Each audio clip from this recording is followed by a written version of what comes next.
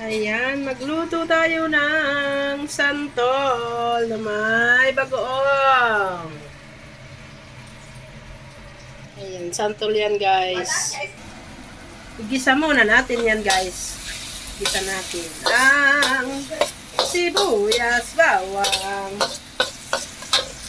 para sa ating santol na maasim. Ayan guys, lagay na natin ang bagoong. Diba? Ganyan lang. Hugasan muna at patuluin. Ganyan. Yes. Yes. Dandahang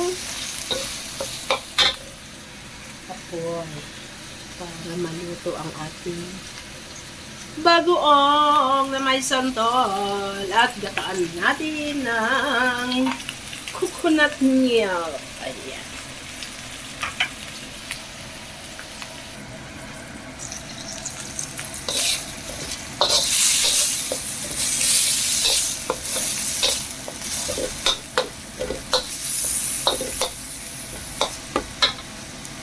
Ayan.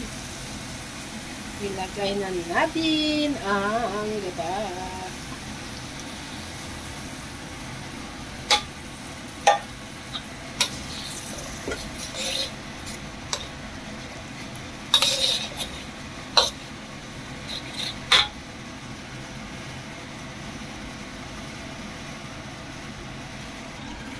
Pati ang santol, ilagay na natin.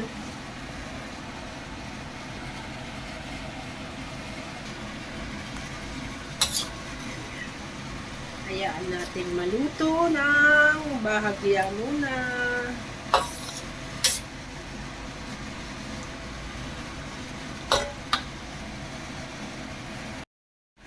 Ayan guys.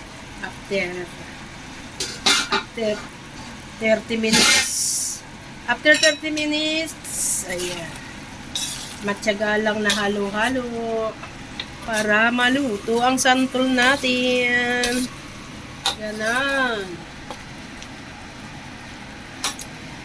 Kaya sa mga nasa Pilipinas, madali lang magkayod kayo ng santol. Lagyan nyo ng maraming asin, di na kailangan ilagay sa ref. Kahit matagal yan sa labas, basta may asin. Oh, bago nyo lutuin, hugasan. Oh, diba? Para mawala yung alat. At iluto nyo kung anong gusto nyong luto. Ayan na guys. Luto na ang ating santol na may bagoong. Ayan. Yeah. Yummy, yummy.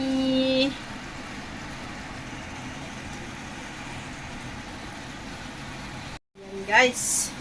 Okay na. Luto na ang ating santol na may bagoong.